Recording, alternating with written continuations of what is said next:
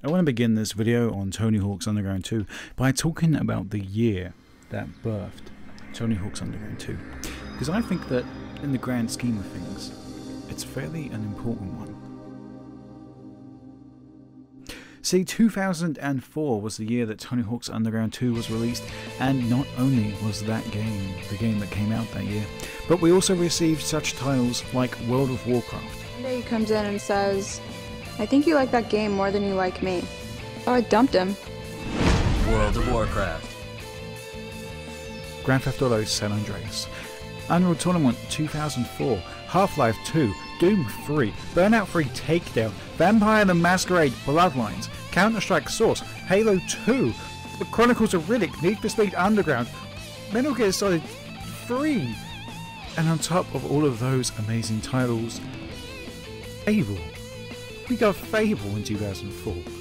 What the fuck was going on in 2004 that we were given all of these incredible titles? Unfortunately, those incredible titles aren't the games that we're actually here to talk about today. Oh, motherfucker. What? Is that a cop? No. I think it is. Where? Behind me? Oh, motherfucker. Dude, hide the camera. Motherfucker. License and registration. Yeah.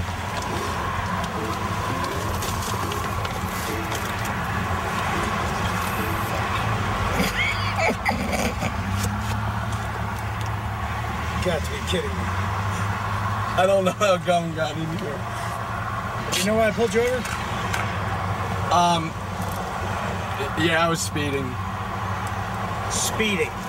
Yeah, I'll admit that. You were speeding, you were reckless endangerment, you were careless driving, and you were passing people on the shoulder of an interstate. Was that a shoulder? I thought it was part of the highway. That was a shoulder. Registration, please. Yeah. Back the car up right here just to get your front out of the way of traffic. Is there any way I could pull forward? Excuse me, sir. Could you back your car up? Car, reverse, none. Nope, the game that we are here to talk about today is Tony Hawk's Underground 2.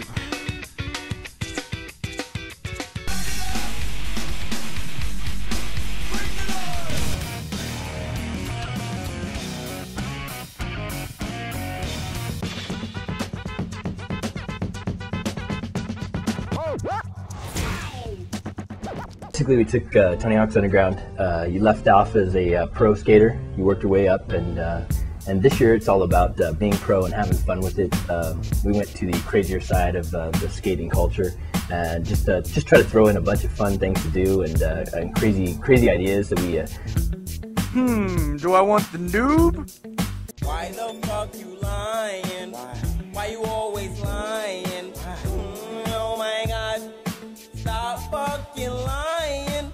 To choose a team, so which team, you know, you go on either one of these two teams and then you go off on a world tour destruction. So Well, Tony's more of a straight-laced guy that's more into the skateboarding side of things, and Bam's more on the, definitely, don't get me wrong, great skater, but he's definitely into the more of the antics. So what would you say is the sort of single best improvement in Underground 2?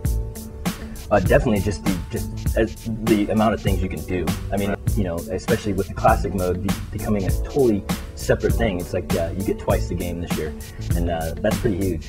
Why the fuck you lying? Why you always lying? Oh my god, stop fucking lying. Well, you gave him more than one citation. Yes, I did. That's because he broke more than one law. But I did them all at once. No. That's not how it works. 5 citations. Yes, it's one piece of paper. Are you being a smartass again, sir? Just the gum thing. Tony Hawk's Underground 2, of course, is not the second game in the Tony Hawk series. It's the 6th game in the Tony Hawk series, and it was first released on October 4th, 2004. It was on the PlayStation 2, Xbox, GameCube, PC, and the Game Boy Advance, like most games were.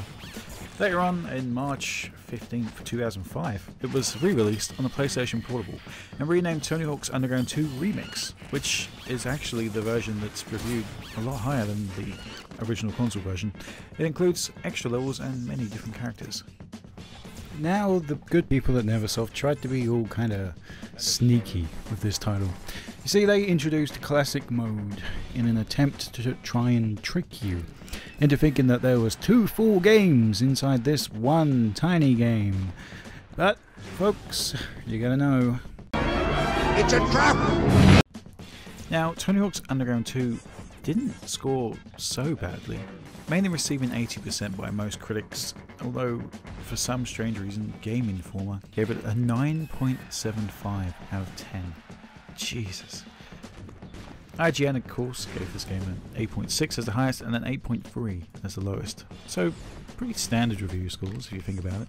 It's pretty much the worst Tony Hawk's game, you know, before American Wasteland and those kind of games came out. It's basically the worst. I mean, seriously, you look at Tony Hawk's 1, look at Tony Hawk's 2, Tony Hawk's 3 and 4, and Underground 1. Where exactly would you rate and rank Tony Hawk's Underground 2? Let's just put it right here, here it is. There, right there, there it is, there's the game. Where the fuck do you put this piece of shit compared to all those other masterpieces?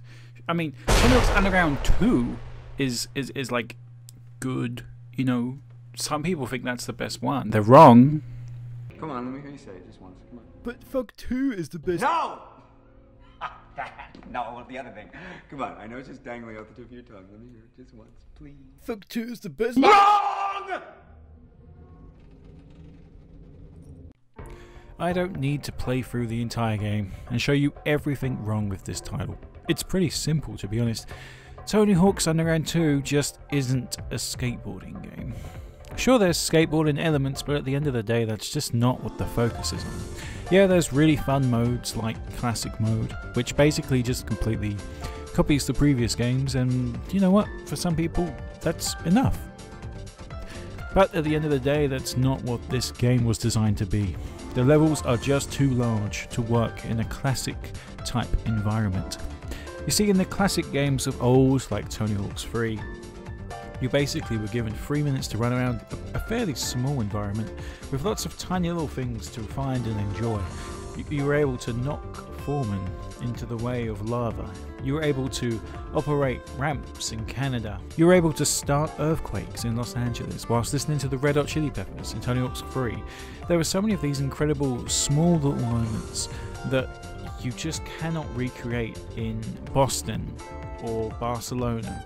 Yeah, those things are present in the main story mode, but these levels are just so large. There's no way to really just ride around an entire level in around 2 to 3 minutes. See, there are things in this title that don't make any sense. Notice how in all of the actual skateboarding videos found in the main menus inside the game itself that there's no jackass-like behaviour. There's the trailer for Metallica's Some Kind of Monster, I don't know why that's there, but it's all just straightforward skateboard. Each video is of a young kid showing what they've got, whereas the story mode itself is all about laughing at Hicks and Bam Margera's friends.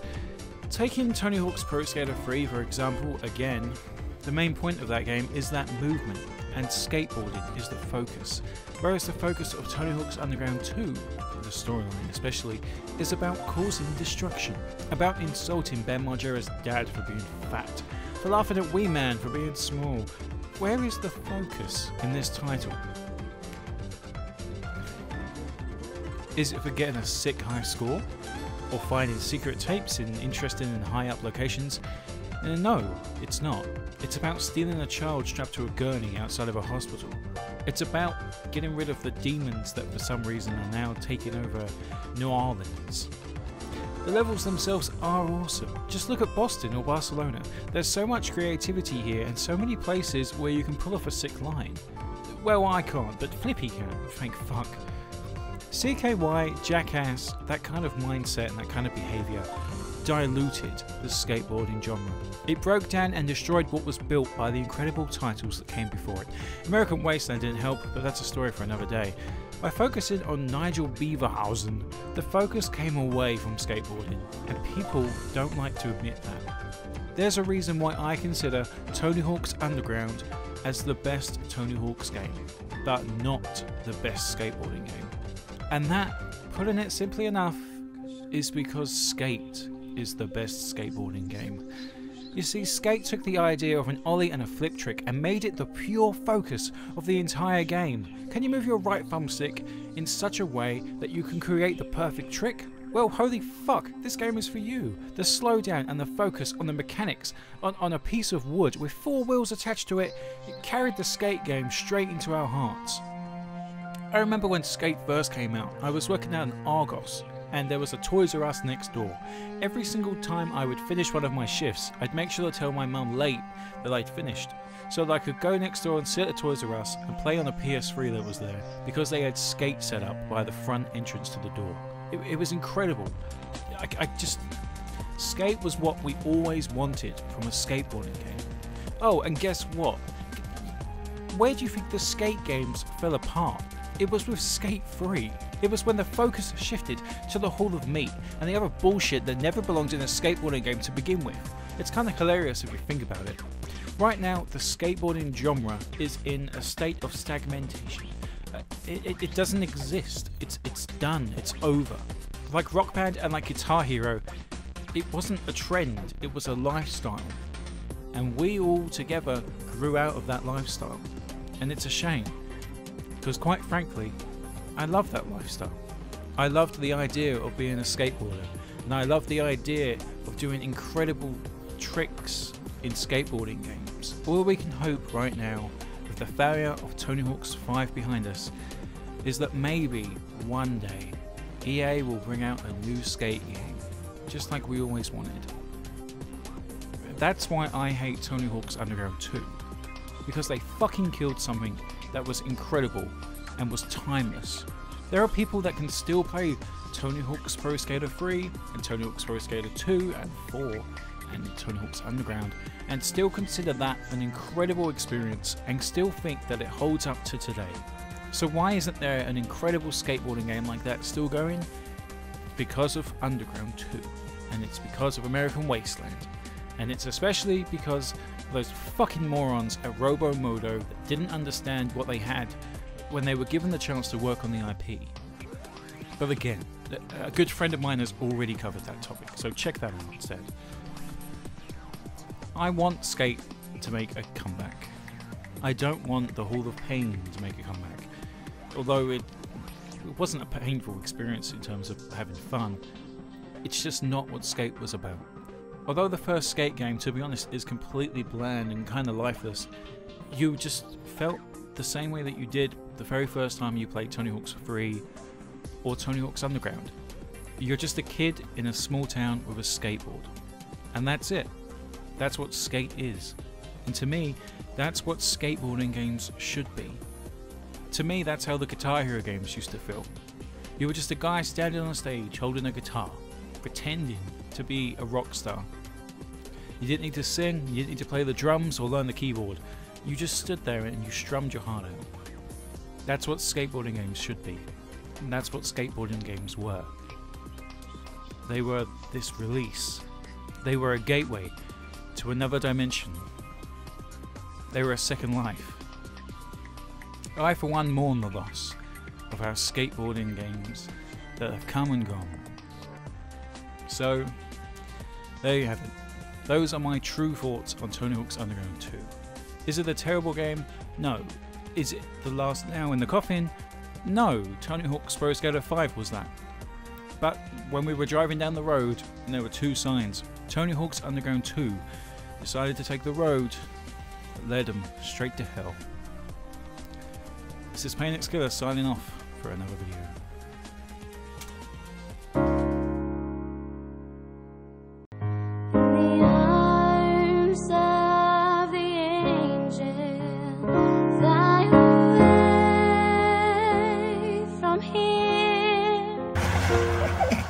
Killer boots, man. I was yelling at him because minutes ago I told him to slow down and he didn't, and I'm laughing at him because he's an idiot, sir. You need to listen to your friend.